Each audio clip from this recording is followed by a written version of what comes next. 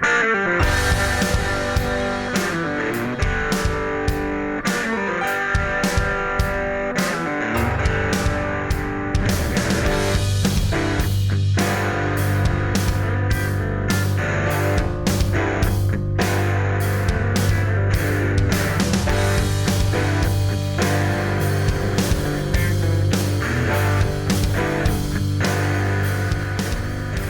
evening, sinners and saints. Welcome to the Sin Hound Show. I am your friendly neighborhood Sin Hound.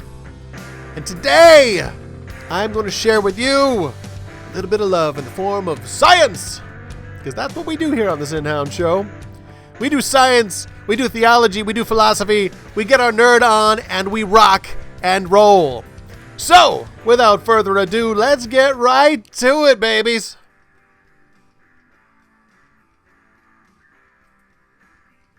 Welcome to Creation, Evolution, Chocolate Bars, and Worms, a Sin Hound presentation here on Rent-A-Friend Radio with me, your friendly neighborhood Sin Hound.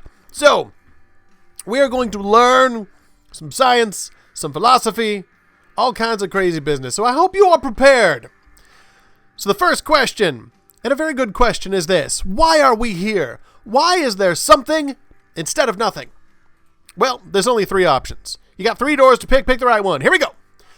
Option number one is biblical creation, also known as young earth creationism or YEC because we got to abbreviate everything.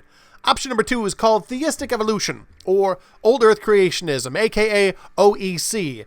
This is a blending of philosophies, as I will explain in detail. And the third option is evolution, aka Darwinism, aka atheism, aka materialism, aka state-mandated brainwashing with a spin cycle and probably drugs. So, in other words, biblical creation. Someone, God, made everything supernaturally. Theistic evolution. Someone, God, made everything naturally. Sort of. Evolution is no one made anything. It all made itself naturally. And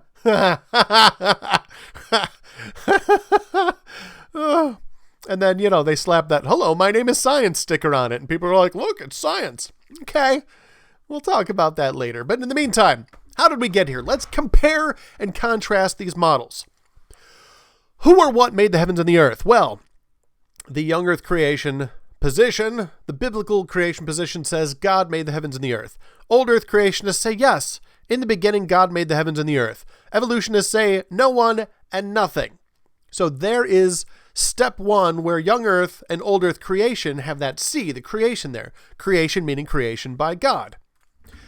Now, this is where we start to part ways with our brethren in the old earth position. Because when?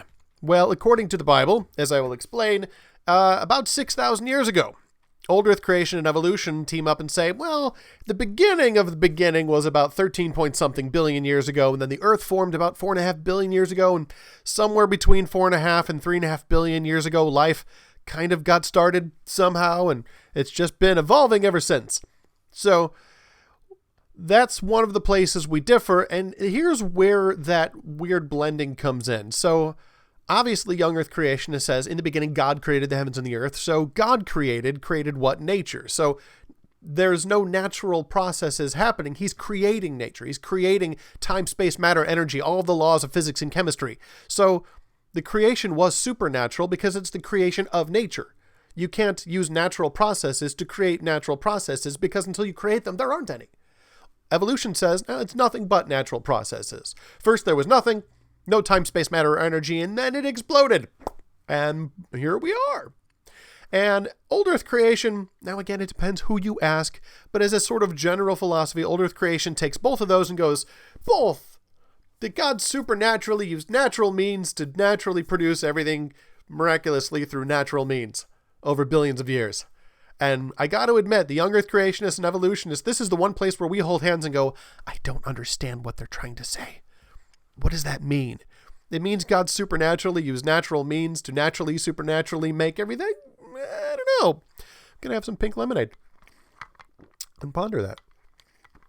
You too should have some pink lemonade and ponder that. So, just as one example as to why these models can't be the same thing, because one of the things the old earth creationist is going to say is that the Bible, the book of Genesis, the creation account in the Bible, is saying the same thing that Big Bang theorists and evolutionists are saying. It's just saying it in different ways. There's a lot of reasons why that's wrong. Here's just one of many. Look at the events of creation in Genesis 1. Which was created first? And then look at these different models. Were the stars created first, or was the earth created first? Well, in the book of Genesis, the first thing that gets created is the earth, and God works on that for a couple of days. It's not until day 4 that God makes the sun, moon, and stars.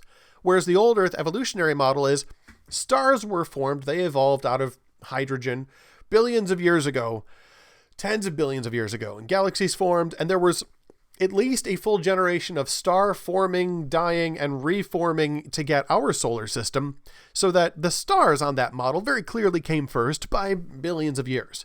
So the models clearly contradict each other. That what the book of Genesis is saying is not and cannot be interpreted as the same thing that evolutionary, deep time, Big Bang cosmology is teaching. It's not the same thing, it's not in the same order, and this goes for a lot of different steps. So we can get into the details of that later, but just to put a point on it, if you want one example of why these are not all saying the same thing, which came first, the earth or the stars? So, I'm going to do something that might make me seem a little extreme, something that not a lot of people do when they're talking about theology or what the Bible says. I'm going to look at what the Bible says. Now, before you go throwing full wine bottles at your computer screen, hear me out. I just think before we decide what the proper interpretation of Genesis 1 is, we should probably take a look at Genesis 1. Just a thought. That's just me. You do you, but this is how I roll. Genesis chapter 1. So, in the beginning, God created the heavens and the earth. That's what most people know about this verse, but a lot of people kind of stop reading at that point. So you're going to find that there are different days of creation throughout the first chapter. And at the end of each day of creation, it'll say there was evening and there was morning, the whatever day. So the first day, the second day, the third day, the fourth day, the fifth day. And at the end, it says God saw all that he had made and it was very good. And there was evening, there was morning, the sixth day. And then there's a seventh day of rest for 7 days of creation. So the creation of everything takes place in the 6 days. And then there is one day designated as a day of rest. And so this is what the text gives us. The question is, what's the proper way to interpret that? Because young earth biblical position is, well, these are actual normal calendar days. These are 24-hour, one rotation of the earth days. Whereas the old earth position is, well, the word day can mean anything else. I mean, does day mean day or does it mean billions of years? Maybe it means billions of years. Can it mean billions of years? Maybe it was like, well, there was evening and there was morning the first billions and billions of years, right? Right? That's how everybody talks. It's like anybody would say it that way. I say that all the time. What does the word day mean? Here is your Hebrew lesson for the day. The Hebrew word for day is yom. Everyone say yom. Isn't that nice? Yom. So, what does the word yom mean? Well, it means day. It's translated day. And ultimately what it means and how we define it depends on the context. So, just as the English word day can mean more than one thing, the English word day doesn't only always mean a single calendar day, a single 24-hour period. It can mean different things depending on the context. So we got to look at the context. So as an example, back in my day, we wore our pants high and our hats were so big we didn't know if it was day or night. So what does the word day mean here? Does it mean a normal calendar day, a 24-hour period? No, take a look at it. Back in my day, what does that mean? Does it mean a particular day? No. Does it mean a specific defined period of time? No. It is an ambiguous, undefined, extended period of time, such that, it could be literally years. We haven't got it defined in this context. So when people say this kind of thing, back in my day, or in the day of whatever, like in Shakespeare's day, that means an undefined long period of time. Now, the second day here, we didn't know if it was day or night. That is now referring only to the daylight portion of the day. So that from whenever you're going to count the day starting to whenever the day ends, it's just the part where the daylight, the sunlight, is illuminating the day. So from sun up to sundown. So again, here's another word, day, that doesn't mean exactly a full 24-hour period. So the context has to tell you how to define this. most of our English usage of the word day is just ordinary day, and that's true of Hebrew. But don't take my word for it. Let's look at the text. The word yom, used outside of Genesis.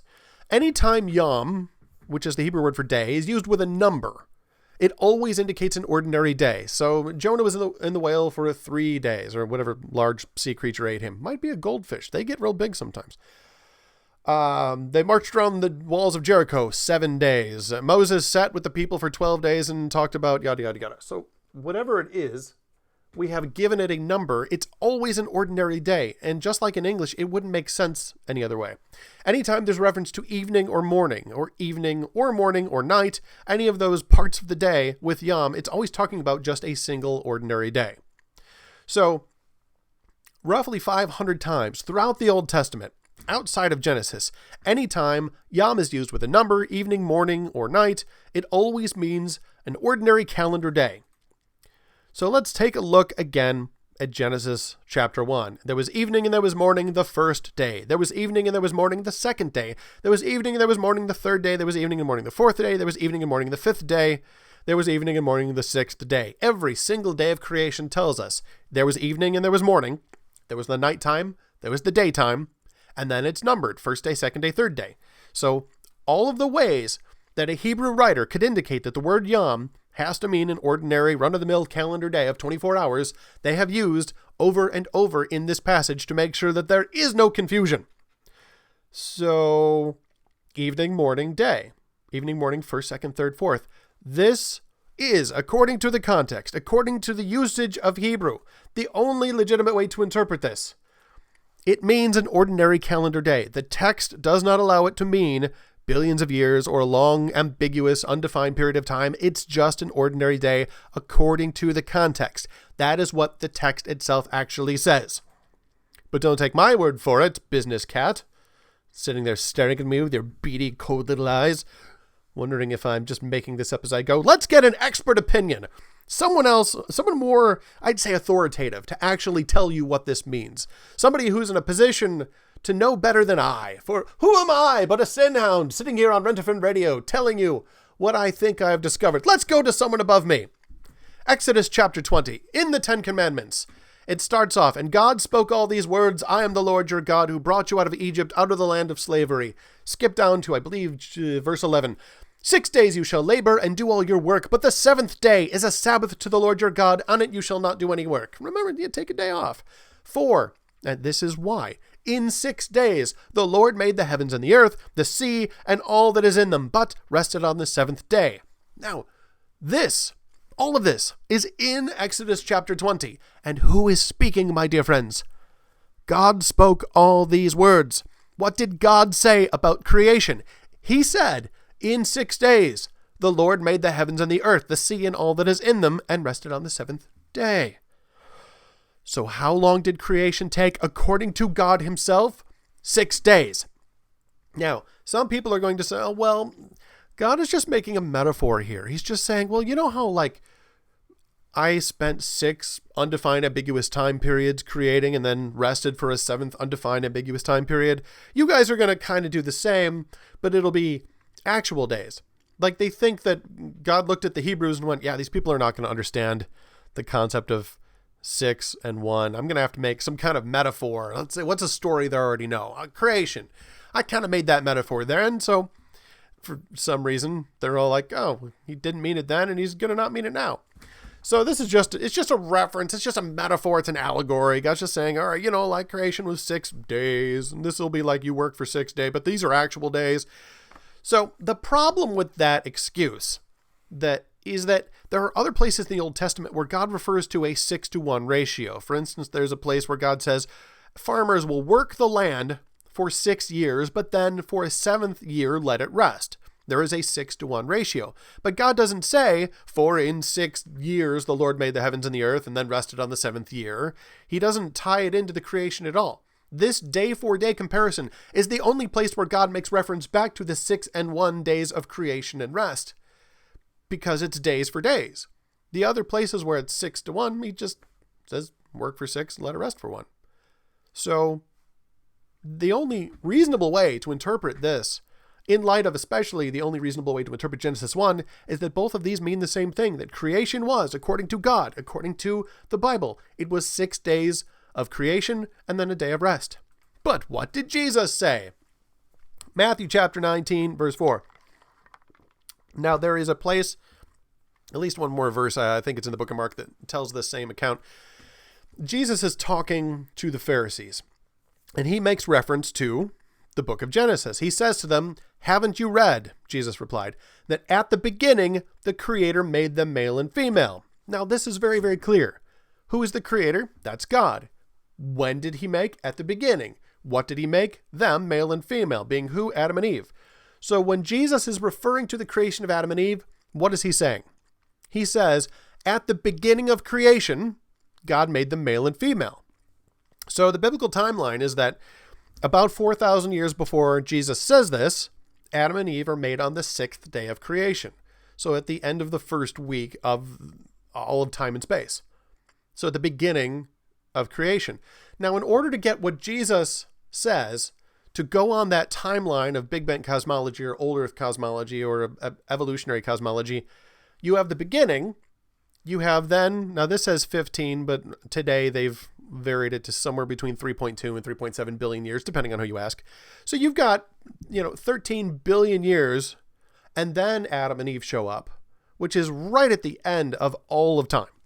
So if you could see a timeline that shows all 13 point whatever billion years, Adam and Eve show up at the very end of that line.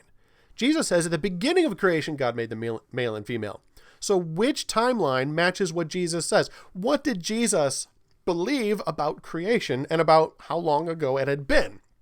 Very clearly, Jesus believed that creation was fairly recent, that it wasn't billions and billions and billions of years ago, and also that the creation was as described in Genesis, that it wasn't, well, in the beginning God created, and then 13 billion years later he started doing stuff in our neighborhood. Jesus says at the beginning of creation, God made them male and female. So the only timeline that works with what Jesus says is the young Earth biblical timeline. Now, somewhere out there, an old Earth creationist who has never been to Answers in Genesis website is saying, the Bible doesn't say creation was 6,000 years ago. Well, pipe down, kitty, because I think you'll find it does. Check this out, kids. Genesis 1:33, and it was thus that the Lord made the heavens and the earth 6,000 years ago. Ha ha, boom. Mic drop in your face, you Ross. Yeah. So, there it is.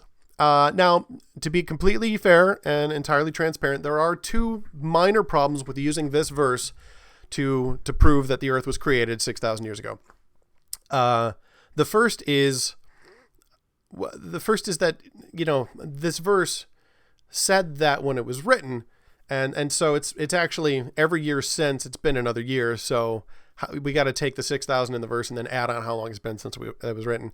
The second, and probably I'd say even more significant problem in using this verse to prove how long ago creation was is that this verse doesn't exist. I made it up. I'm ashamed. I will drink pink lemonade. I know you're all like, whoa, mind blown. No, I'm just messing with you. But seriously, how do we find out? How do we determine 6,000 years ago? Where did that come from? Genesis chapter 5, the sleep-inducing genealogies in Genesis. It's real simple. Here's the highlights from Genesis chapter 5. Check it out for yourself. When Adam lived 130 years, he had a son in his own likeness, in his own image, and named him Seth. When Seth had lived 105 years, he became the father of Enosh. When Enosh had lived 90 years, he became the father of Kenan. Basically, you just add these ages up. So Adam's 130 when he has Seth. When Seth's 105, he has Enosh. When Enosh is 90, he has Kenan. When Kenan is 70. So you just add the ages up. If you can balance a checkbook, you can use the Bible to determine how long ago creation was. If you can't balance a checkbook, then you could have a career in politics. So once you add up all those dates, it gets you from creation to the flood, and you find out that the flood was roughly 1,600 years after the creation. So Answers in Genesis here has it nailed down to 1,656 years after the flood. But then after the flood, there's more genealogies with ages. So again, you can just go and just add the age of the father up to when the age of the son and just get that number. So That gets us from creation to Abraham to be about 2,000 years. We know it's about 2,000 years from Abraham to Jesus and about 2,000 years from Jesus to us. So that's about 6,000 years. So there's a little room for discrepancy there because it doesn't tell us when their birthdays are. So if you want to get real nitpicky, you can say, all right, it tells us Adam was 130 when Seth was born, but how close was it to Adam's birthday? Like, was he going to turn 131 like the next week? Or had he just turned 130? We don't know. So there's a little shuffle room in there, but not enough where you're going to get, you're not going to double it. You're not going to get to like 12,000 years. You might, wedge another couple of dozen years of there. I don't know. Do the math. Let me know what you come up with. But the general consensus is that when you look at these ages and you make rough approximations and just take the dates that are given in there, the ages that are given, the Earth is about 6,000 years old. Shortly more than that. So, let me talk about one more thing before I wrap this up. One of the things I have seen old Earth creationists do, and this is one of my great pet peeves of any debate, is that when people take a side, they talk as if they are looking at the other side, but they don't contend with everything the other side says. I was listening to a podcast. I wish I could remember the name of it, but it's been quite a few years.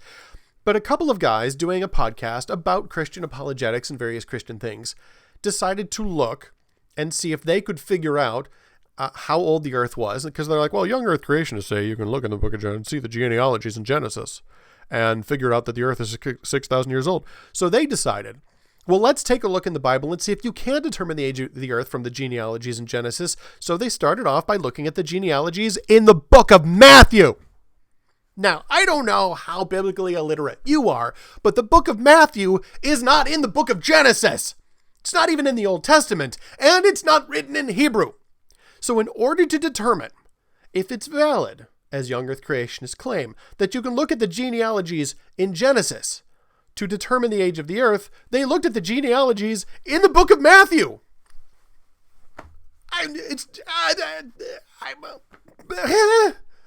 What?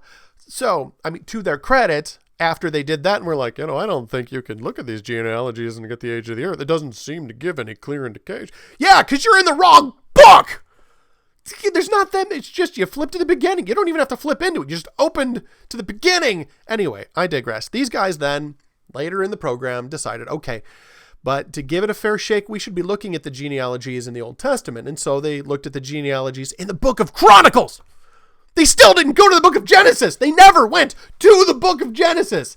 They explicitly said, young Earth creationists claim that you can determine the age of the Earth with the genealogies in Genesis, and then they never looked into the book of Genesis. What kind of... how it... I disapprove of their methods. So, at this point, you may be sitting there asking yourself, who cares, Sinhound? Why do we care? Why does this matter? Well, I'm glad you asked, because I'm going to tell you why it matters. You ask good questions. I appreciate that about you. So why does it matter? Why is the age of the Earth anything more than just an academic nerd versus nerd fight? Here's why. Wow, I have all of these click to add titles.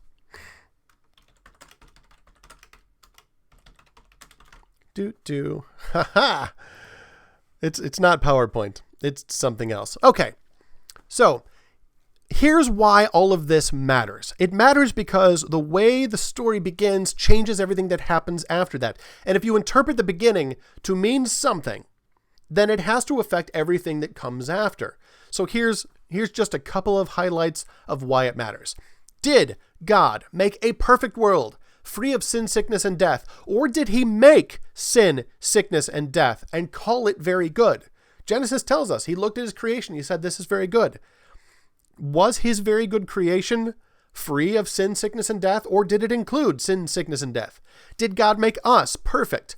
Or did he design human beings to sin and then judge us for sinning? When Jesus dies for our sins, is he paying for our choice to rebel? Or is he just fixing his own mistakes? This is where the key difference between the young earth position and the old earth position really affects the gospel, the heart of Christianity, the whole core of the Bible. That if you look at the beginning of creation and you read what Genesis says, then you get a creation where God made everything good and perfect. There was not sin, sickness, disease. cancers and parasites and predators. Everything was good and at peace. Shalom. Harmony. Wholeness. Good. And then we decided, because we were made with free will, and the reason we're made with free will is because if you don't have the ability to choose, you can't love. Love is not just some kind of chemical imbalance that God could inject into our brains. Love is a choice. We have to choose to love God. We have to choose to worship Him, just as we have to choose to love each other. And since God wanted us to be able to love, amongst other things, He made us in His image with the ability to choose. But we used that choice to rebel against Him. Our rebellion against our Creator separated us from Him and brought into the world sin and sickness and death and disease and all of those things that now we look at and know are not very good. So we have a creation which was very good and now is scarred by our sin. That's what the Bible teaches. So when Jesus steps into human history, and this is foretold in Genesis, like at the fall, as God is kicking them out, before He even kicks them out of Eden, He says, look, someday I'm going to come into this human history and I'm going to fix this. I'm going to make this right. I'm going to crush Satan, and I'm going to essentially make a way to make all things new, to renew, to get back what was lost. So the gospel is Jesus, God incarnate, stepping into human history, living a perfect life, being the very good that we were meant to be, and giving His life as that sacrifice to pay for our sins. That's the heart of the gospel, that Jesus dies on the cross as the sacrifice for our sins, and then rises from the tomb 3 days later because death could not hold Him. So that all makes sense in the young earth biblical position, because God made everything very good. We broke it with our choice, but He came to pay for our sins, to make things right, so that eventually, when Jesus comes again in glory, everything will be recreated according to the original perfection. But what happens if you go with the old earth position? If you go with the old earth position, God made us to sin. That's just how we evolved. We came from apes that take things and act out in violence. And we became humans that, like our ape ancestors, just take what we want and act out in violence. And that's how He designed the universe, that it evolved according to how He set it up. So when we became things that steal and lie and rape and kill, it's because that's how God set things up. And according to the fossil record, under evolutionary assumptions, that there's been disease and death for millions of years. So that's the world that God created. And so according to the old earth position, God made a world with sin and sickness and death.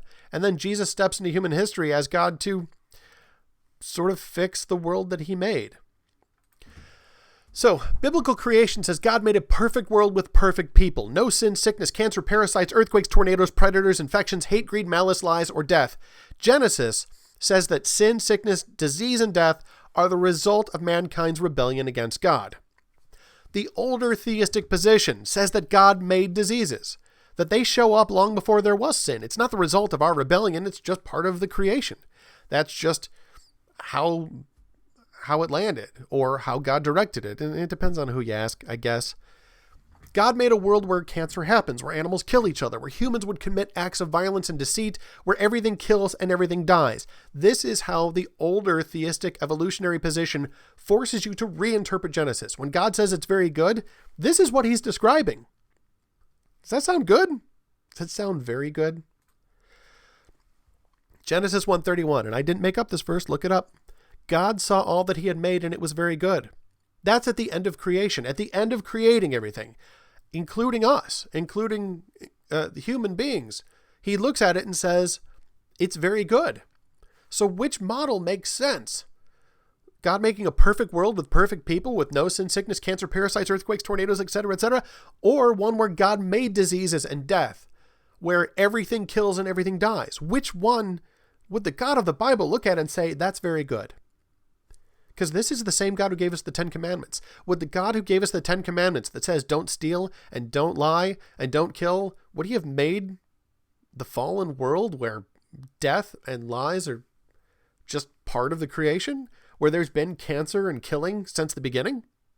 I don't believe that makes sense, kids. I don't believe it's internally consistent. So, the reason why this matters is because it answers the big questions. Are we, human beings, special, made in the image of God, like Genesis says? Or are we, like evolution says, just another animal? Are humans all one family from the same first parents? Or are we different species at different levels of evolutionary development? I'm going to talk about that more in detail later. Ultimately, what does it mean to be human? Genesis is real clear. Human is a special creation of God made in his image. We're supposed to reign over all of creation because God put us there for that. Evolution says we're just one evolutionary path that one collection of worms took, and other worms went a different way, and other apes went a different way, and it's not really special. We're not made in God's image in any kind of literal sense. And of course, the question, where did we come from? Are we just part of an evolutionary path that's still working itself out? Or were we made to be what we are? Where did we come from? And when we look around, not only at other people, but at ourselves, why do people do bad things? When you look at you, you know that you do things that are bad. You wish you didn't do those because you knew those are bad, but sometimes you convince yourself it's okay to take that even though it's not mine. It's okay to tell this lie because you justify these things. But at some point you look at those things and you say, those are bad. Why do we do bad things? Either it's because we are part of a corrupted, once perfect creation where we are marred by sin, or it's because God made us that way, or because nobody made us. We just evolved the behaviors of murder and lying. This is why it matters. It matters to everything that we are and everything that we do. More on that in the future. So, according to Genesis, perfect people made in God's image in a perfect place rebelled against God and the world was corrupted. According to theistic evolution, God made matter. Over time, the matter changed and became life, which changed for billions of years, and we are the latest version of bacteria, worm, fish, or ape. It matters to everything. I know it seems like just a nerd versus nerd battle, but it affects everything about who you are, where you came from, what your relationship is to other people, what your relationship is to God, and ultimately what the gospel is. So this stuff does matter. God saw all that he had made, and it was very good. But this also affects the future hope of glory. Revelation 21:5, when Jesus makes all things new, as it says in Revelation 21:5, will they be better than they are today, or will new still include sin, sickness, and death? Revelation 21 is one of the places where God talks about the future and says, I'm going to make all things new. Jesus is going to come back and fix and restore the creation to its original glory. But is that original glory going to be, as Genesis describes, perfect and without sin, sickness, and death? Or will it be, as older theistic position takes, and say, well, the original creation was a place with disease and death, where things killed and died? When Jesus makes all things new, is it going to get better? Or is this kind of it? It matters now, and it matters to the future too. And of course, the big picture question is, can the Bible be trusted? And I'm going to tell you, yes, the Bible can be trusted. What it says is what it means, and you can know that. So, sort of a quick recap at the end. How did we get here? Who or what made sin, sickness, and death? Young earth creation, according to Genesis, is man's rebellion. We chose to do against what God had told us, and that brought in sin and sickness and death. Old earth creation says, well, it was God that made sin, sickness, and death. That's just part of creation. And evolution says, there's no such thing as sin, and sickness is just a temporary state before decomposition, and death, it's perfectly natural. So what came first, mankind or disease and death? According to Genesis, mankind. We were put into a perfect world. We were made perfect with the ability to choose. We chose to sin. That brought in sickness and death. But old earth creation says that disease, cancers, parasites, death came billions of years before the first humans. So we were born into a world already full of sin, sickness, and death. And evolution kind of uses disease and death, kind of uses nature, red in tooth and claw, as part of the miraculous process by which worms turn into fish and fish turn into lizards, and that's how we got here. So what is mankind? Well, we are something special, made in the image of God. We are something higher than the animals, different than the animals. Old earth creation says, well, we're an evolved ape, so God took one of the animals and made us special somehow, and gave us a conscience or made us self-aware. Again, it depends on who you ask. But ultimately, foundationally, we are just another animal. And evolution would say we are just another animal. So how many human races are there? We're going to talk about this more in detail in the future. How many human races are there? How many species of human are there? According to the Bible, there's one. We are all descendants of Adam and Eve. We're all brothers and sisters or cousins. Old Earth creation and evolution would both say, well, there's a bunch of different species of human at different levels of evolutionary development. Oh, so should I love my neighbor or put him in the zoo? It depends how evolved he is. We're going to talk about that more in detail. In the meantime, here is the big picture that I want you to take away from everything that we do here on Sin Hound Radio Show. The big picture is the Bible can be trusted. For every question, there are answers. Keep asking questions. The Christian worldview is true, and you can know that it's true. The skeptics will say, well, I don't know, and neither do you. And you can't know, and nobody can know. Well, how do they know that? Here's the big picture, kids. The Bible can be trusted. It says what it means what it says. You got to read it in context. You got to find that you have to know the totality of it. It's not good enough to just open it up, pick one verse out and be like, I'm going to define this according to how I want to define. No, what did it say? What does it actually say? When you know what the Bible itself says, like we go to Genesis, and instead of going, well, what do I think the word day means? What did the author of Genesis chapter 1 mean by it? He says it over and over and over. These are ordinary days. And then God says in Exodus 20, in the middle of the 10 Commandments, he's like, yeah, that meant ordinary days. And then Jesus looks back and be like, yeah, remember creation? Yeah, I meant that. The Bible can be trusted. For every question, there's answers. The Christian worldview is true, and you can know that it's true. And if you don't know, keep asking questions. I'm going to be here to help you. So come back next time for more. My little friends, I am here to help you. We're going to do this together. It's going to be a fun journey. I'm going to introduce you to some theology, some science. We're going to have a good time, you and me. So I'm your friendly neighborhood sin hound. Before I go, just let me admonish you, my friends. Continue to tell the stories that bring life. Be excellent to each other. And party on, dudes!